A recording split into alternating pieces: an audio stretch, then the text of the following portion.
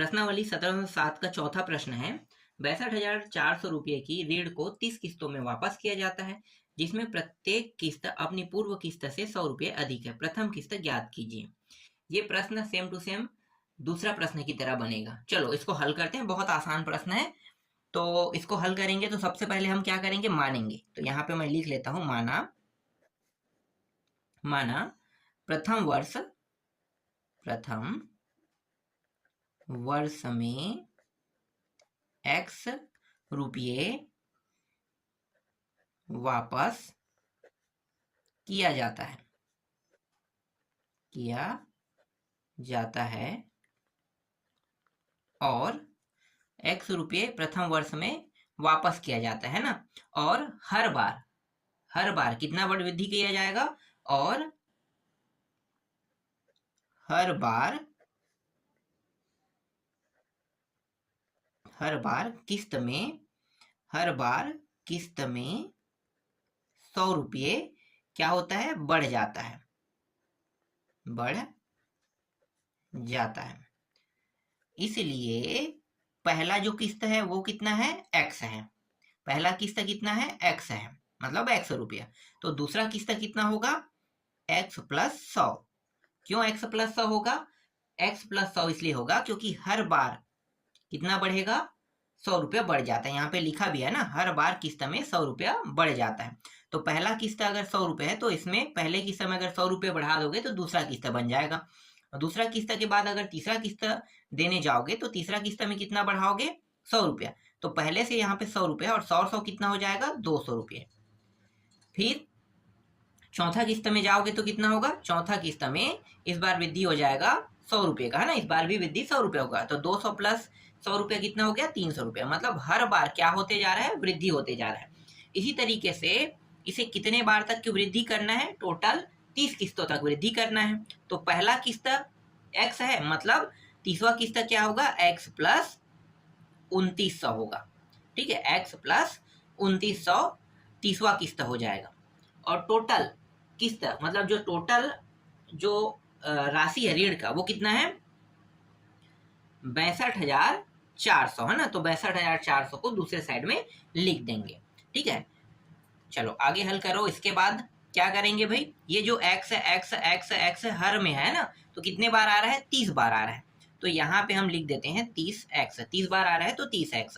अब बचा क्या, देखो x को तो हमने सभी को यहाँ पे जोड़ के लिख दिया, है ना। अब ये 100, 200, 300 इस तरीके से 2900 तक के बचेगा। तो इसको कोष्टक में लिखो, 100, 200, 300 प्लस डॉट डॉट डॉट 2900। ठीक है, इस तरीके से लिख देते हैं 2900। फिर 62,400। तो 30x प्लस, देखो ये प्रथम पद, द्वितीय पद, तृतीय पद और ये अंतिम पद, है ना। अंतिम पद L, अंतिम पद को हम क्या कहते हैं, L भी कहते हैं और इसी को AN भी कहते हैं, याद रखना। ठीक है, दो नामों से जाना जाता है, अंतिम पद या फिर AN का मान एनवा पद, इस तरीके से भी आप इसे कह सकते हो। ठीक है, तो यहाँ पे अब क्या करने वाले हैं, एक सूत्र लगा देते हैं। ठीक है, सूत्र आपको पता है, तो सूत्र यहाँ पे लगा देते हैं, योगफल का सूत्र। तो योगफल का सूत्र क्या होता है, n/2 होता है। फिर कोष्टक के अंदर पहला पद कितना है भाई, 100। तो पहला पद मैं अभी यहाँ पे a लिख देता हूँ, सूत्र पहले लिख देता हूँ। ठीक है, a और ये l लिखो या फिर an लिखो। ठीक है, दोनों एक ही है। और ये 62,400 रुपये। अब मानों को अब रखेंगे, 30x प्लस n के जगह में कितना रखेंगे, देखो 1 से लेके 29 तक जा रहे हैं, मतलब 29 n का मान रहेगा। ठीक है, ये 2, a का मान 100 और l का मान 2900 और ये रहा 62,400। 30x प्लस 29/2, इन दोनों को जोड़ेंगे, जोड़ने के बाद कितना आएगा, 3,000, है ना। 3,000 इस तरीके से। ठीक है, इसको हटा देते हैं, किसको, कोष्टक को हटा देंगे। तो ये गुणा के फॉर्म में, देखो 29/2 इसको गुणा कर रहे हैं। ठीक है, तो अब इसको कटा दो तो ये कितना हो जाएगा, 1500। फिर 62,400, 30x प्लस 29 गुणित 15 कर दो। ठीक है, 29 गुणित 15 करेंगे तो कितना होगा? 29 गुणित 15 करेंगे तो ये हो जाएगा 43,500 होगा। ठीक है, 43,500। तो 43,500 आ गया। और यहाँ पे दूसरे साइड में क्या है? दूसरे साइड में है 62,400 है। तो 30x और इसको उस साइड ले जाते हैं तो 62,400 और ये इस साइड से इस साइड आएगा तो क्या होगा भाई? पक्षांतर हो रहा है ना, तो एक साइड से दूसरे साइड पर जाने पर इसका जो चिन्ह है वो बदल जाता है। तो ये क्या हो जाएगा? माइनस हो जाएगा। ठीक है, प्लस से माइनस हो गया। 30x बराबर, इसको घटा देते हैं तो घटाने पर कितना आएगा? घटाने पर ये आ रहा है 0 0 और ये 14 में से 5 गया तो कितना आ जाएगा? 9 है ना, 9 हो गया। और ये 11 में से 3 गया तो कितना हो जाएगा? 8 और ये 1 हो गया है ना, 18,000 आ रहा है। तो 18,900 आ रहा है। ठीक है, एक शून्य यहाँ से काट देते हैं, कट गया। ठीक है, इसके बाद 3 के पहाड़ा से ये कट रहा है, 3 एकम 3 छक्के 18, फिर 3 तिया और 3 शून्यम। ठीक है, ये कट गया इस तरीके से। तो ये टोटल कितने बार में कटा? 630 बार में कट गया। तो x का मान कितना आ रहा है? x का मान आ रहा है 630 आ रहा है। ठीक है, x का मान कितना है? 630। तो प्रथम किस्त क्या है? प्रथम किस्त है, अतः प्रथम किस्त 630 रुपये होगा या होगी, जो भी लिख सकते हो। ठीक है, 30 रुपये होगी। तो ये हो गया आपका चौथा प्रश्न का उत्तर। चौथा प्रश्न आपको समझ में आया? चलो अगला प्रश्न देखते हैं। इसके बाद देखते हैं चौथा के बाद पांचवा प्रश्न। तो देखो पांचवा प्रश्न क्या है? पांचवा प्रश्न है, किसी कंपनी में एक वस्तु की कीमत कितना है? 6 लाख रुपए है। यदि प्रथम वर्ष में अवमूल्यन दर 15%। अब यहाँ पे अवमूल्यन कह रहा है। ठीक है, अवमूल्यन मतलब काटा गया पैसा कह सकते हो, या फिर इसे आप छूट कह सकते हो। ठीक है, हम इसे कई तरीके से जान सकते हैं, लेकिन अवमूल्यन का मतलब होता है पैसे में कमी। कितना कमी? 15% की कमी, है ना। तो अवमूल्यन का मतलब आपको समझ में आ गया। क्या हो सकता है? छूट भी हो सकता है, ये कुछ कटौती भी हो सकता है। जैसे आप कपड़ा दुकान में जाते हो तो कपड़ा दुकान वाले क्या कहता है कि आपको 10% का छूट दिया गया, तो ये भी एक अवमूल्यन है। ठीक है, कपड़े दुकान के लिए, कपड़े दुकान वाले के लिए अवमूल्यन है, क्योंकि वो कटौती कर रहा है। मान लो 1000 का कपड़ा है, 10 रुपये आपको छूट देता है, तो कपड़ा कितना पड़ रहा है? 900 रुपये पड़ रहा है ना। तो ये अवमूल्यन है। तो यहाँ पे प्रतिशत में बताया गया है ना, कितना प्रतिशत अवमूल्यन दिया है? 15%। पहले वर्ष, दूसरे वर्ष 13.5% दे रहा है, और तीसरे वर्ष 12% अवमूल्यन दिया गया है। अब यहाँ पे 10वें वर्ष के अंत में इसकी कीमत ज्ञात कीजिए, जबकि अवमूल्यन दर मूल्य कीमत पर है। ठीक है, तो मूल्य कीमत कितना है? 6 लाख। 6 लाख रुपया जो है, इस पे ही हमें 10वें वर्ष का निकालना है कि अवमूल्यन कितना हुआ है। ठीक है, चलो निकालते हैं। अवमूल्यन निकालने के बाद कितना रुपया होगा मूल्य राशि, उसको बताना है। ठीक है, तो देखो इसको कैसे हल करोगे? सबसे पहले जो दिया है उसको पहले लिख लेते हैं। ठीक है, क्या क्या दिया है भाई? एक तो किस्त दिया हुआ है ना, तो वस्तु की कीमत नहीं, किस्त तो इसमें बात ही नहीं हुआ ना, वस्तु की कीमत है मान लो। ठीक है, तो यहाँ पे मैं लिख लेता हूँ, जो जो दिया उसको पहले लिखेंगे। तो यहाँ पे मैं हल पहले लिख लेता हूँ। हल वस्तु की कीमत कितना है? 6 लाख। ठीक है, 6 लाख वस्तु की कीमत है, और यहाँ पे रुपया भी लगा देते हैं। ठीक है, वस्तु की कीमत कितना है? 6 लाख। अब यहाँ पे प्रथम वर्ष का पहले निकालते हैं। प्रथम वर्ष में अवमूल्यन। ठीक है, प्रथम वर्ष में अवमूल्यन निकालते हैं। अवमूल्यन दर कितना दिया हुआ है? 15% दिया हुआ है। ठीक है, अर्थात 6 लाख का 15%, है ना, 6 लाख का 15%। तो इसको कैसे लिखोगे? 6 लाख गुणित 15/100। 1 0 1 0 1 0 1 0 कट गया। ठीक है, 15 छक्के 90, तो तो ये 90, 1 2 3, 3 शून्य उतार देते हैं, तो 90,000 रुपया प्रथम वर्ष का अवमूल्यन निकला। ठीक है, 15% जो छूट दिया जा रहा है, छूट 6 लाख पे 15% छूट कितना होगा, 90,000 रुपया होगा। समझ में आ गया। अब इसी तरीके से द्वितीय वर्ष का भी निकाल लेते हैं। तो यहां पे लिखो इसी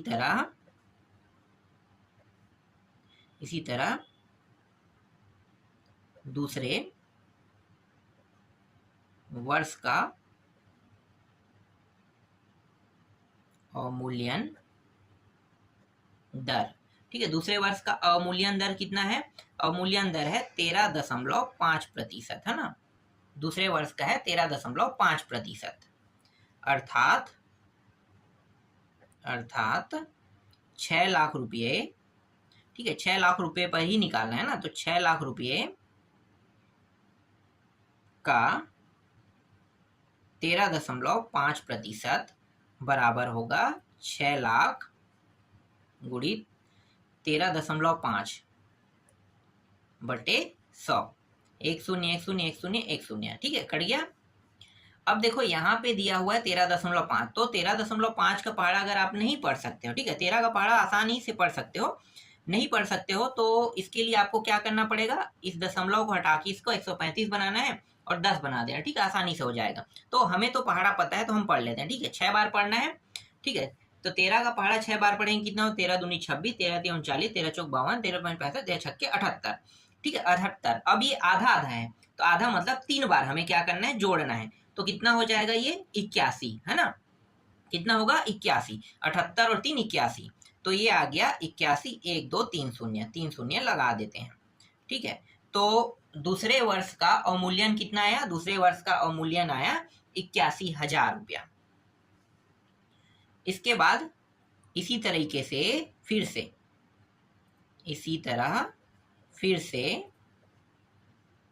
से तीसरे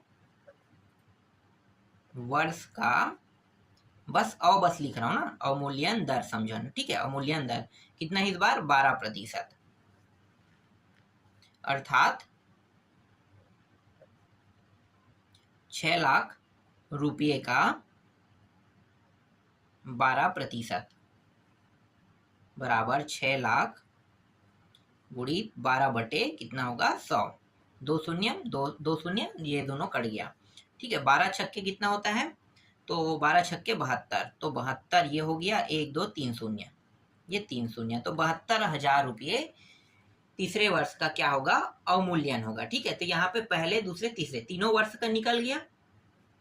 अब क्या करेंगे, इसमें 10 वर्षों का निकालने के लिए कहा है ना, 10वें वर्ष का कहा है, तो अब यहाँ पे क्या करेंगे, तो यहाँ पे अब कुल अवमूल्यन निकालते हैं। ठीक है, अब क्या निकालने वाले हैं, कुल अवमूल्यन कितने वर्षों का, 10 वर्षों में। ठीक है, 10 वर्षों में निकालते हैं। तो 10 वर्षों में निकालेंगे तो यहाँ पे S10 योगफल करेंगे 10 वर्षों का। ठीक है, तो n अपान, अभी मैं सूत्र पहले लिख देता हूँ। ठीक है, ये SN लिख दो, इसके बाद n अपान 2 लिखो, फिर सूत्र क्या होता है, एक तो होता है, देखो यहाँ पे मैं सूत्र उपयोग करने वाला हूं 2a प्लस n-1d। ठीक है, इस सूत्र का मैं यहाँ पे अभी उपयोग करने वाला हूं। ठीक है, और सेम टू सेम इसका एक शॉर्टकट रूप होता है, वो क्या होता है, a प्लस l होता है ना, n upon 2 a plus l होता है। तो ये जो है, ये वाला जो सूत्र है, ये शॉर्टकट विधि है। तो शॉर्टकट विधि का उपयोग तब करते हैं जब हमारे पास इसका मान हो, किसका मान हो, l का मान, है ना। लेकिन इस प्रश्न में l का मान नहीं दिया है, हमारे पास सिर्फ पहला, दूसरा और तीसरा पद का मान है। हमारे पास क्या जो 10वां पद है उसका मान है क्या, नहीं है। तो हम क्या करेंगे, हम ना इस सूत्र का उपयोग करेंगे। ठीक है, मैं यहाँ पे इस सूत्र का उपयोग करूंगा। ठीक, इस सूत्र का उपयोग मैं नहीं कर सकता। क्यों नहीं कर सकता, क्योंकि हमारे पास l का मान नहीं है। ठीक है, l का मान नहीं है, इसलिए मैं सूत्र में किसका उपयोग करूंगा, शॉर्टकट के उपयोग ना करते हुए मुझे लॉन्ग कट सूत्र का उपयोग करना पड़ेगा। ठीक है, तो इस सूत्र का उपयोग करते हैं। चलो अब आगे हल करते हैं। तो 10 वर्षों में का है ना, तो एस एन के जगह कितना रखेंगे, 10 रखेंगे। यहाँ पे भी 10 रहेगा, 10/2 रहेगा।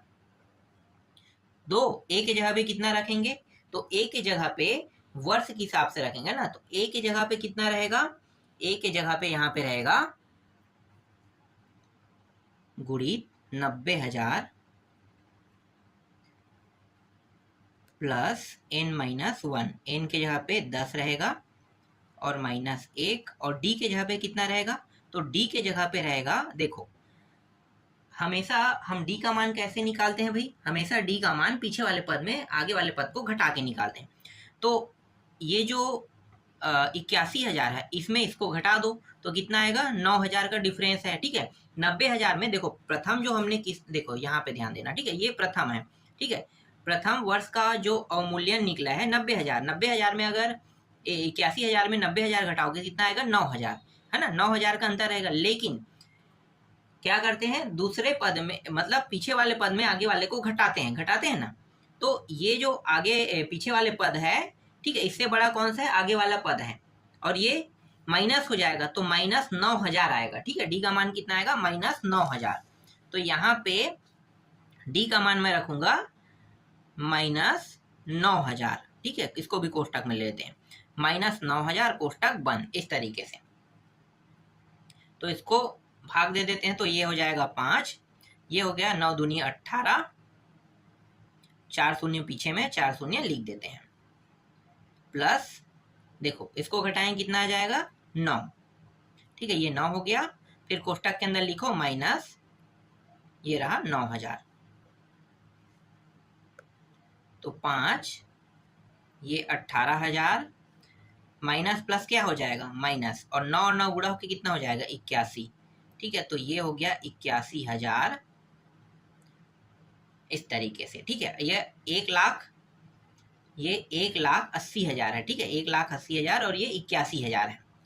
तो क्या करेंगे भाई, ये जो 1,80,000 में 81,000 को घटाएंगे तो कितना आएगा, 99,000। ठीक है, कितना आ जाएगा, 99,000 आ जाएगा। ठीक है, तो ये रहा 99,000।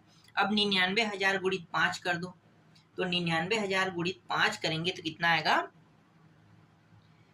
ये हो जाएगा 4,95,000। 4,95,000 हमें प्राप्त हुआ। ठीक है, कुल 10 वर्षों का जो योगफल है वो 4,95,000 हमें प्राप्त हुआ। ठीक है, अब क्या करने वाले हैं, देखो अभी भी पूरा ज्ञात नहीं हो, ये अवमूल्यन निकाल रहे हैं। ठीक है, 10 वर्षों का अवमूल्यन मतलब छूट समझो इसको, तो 4,95,000 रुपए तक की छूट हो गया है। तो इसकी जो वास्तविक कीमत जो होगा, वस्तु की कीमत 10 वर्ष बाद, है ना, 10 वर्ष में इसकी कीमत कितनी होगी, ये हम निकालने वाले हैं। तो चलो निकालते हैं। तो यहाँ तक आ गए, ये 10 वर्षों के अवमूल्यन निकल गया। अब यहाँ पे निकाल लेते हैं, अतः 10 वर्षों के बाद, 10 वर्षों के बाद वस्तु की कीमत। ठीक है, कीमत, अब वस्तु की कीमत निकाल, अभी हमने क्या निकाला, अवमूल्यन निकाला। ठीक है, अवमूल्यन कितना है, 4,95,000 है। अब यहाँ पे मैं आपको एक चीज बता देता हूँ, हो सकता है आपके बुक में उत्तर दूसरा आया हो और यहाँ पे मैं हल कर रहा हूँ तो उत्तर दूसरा आया हो, है ना, लेकिन मैंने हल किया है, उसमें कोई गलती नहीं है। आपके बुक में उत्तर जो है हो सकता है मिसप्रिंट हो गया होगा। ठीक है, तो ये चीज ध्यान देना, यहाँ पे कहीं पे भी मैंने मिस्टेक नहीं किया है, हर एक जानकारी डिटेल से मैं यहाँ पे लेकर आ रहा हूँ। तो चलो आगे हल करते हैं। तो 10 वर्षों के बाद वस्तु की कीमत, तो सबसे पहले वस्तु की कीमत कितना है, 6 लाख था ना, तो 6 लाख वस्तु की कीमत है, तो हम यहाँ पे 6 लाख लिख लेंगे। अब इस 6 लाख में क्या करेंगे, 10 वर्ष वाले को जो अवमूल्यन किए उसको घटा देते हैं। तो 4,95,000 को हमने क्या किया, घटा दिया। घटाने के बाद कितना बचेगा भाई, 1 शून्य 1 शून्य, ये जीरो, ये जीरो, ये जीरो, ये भी जीरो, ये जीरो, ये जीरो, तीसरा जीरो, है ना, चौथा देखते हैं, तो ये जीरो और ये है, तो ये 10 बन जाएगा। तो 10 में 5 घटाओगे तो 5 आएगा। ये 10 था लेकिन इससे हासिल हमने इसको दे दिया है ना, तो ये 9 हो गया, 9 9 0 हो गया। फिर इसका भी उधारी चल रहा था, तो ये हो गया 5 बन गया, 5 में 4 घटाओगे तो 1, तो 105, मतलब 1,05,000 रुपये। ठीक है, वस्तु की कीमत है, यही क्या है, इस प्रश्न का उत्तर है। तो इस तरीके से आपका जो 17.7 अध्याय है वो भी क्या हो गया, कंप्लीट हो गया।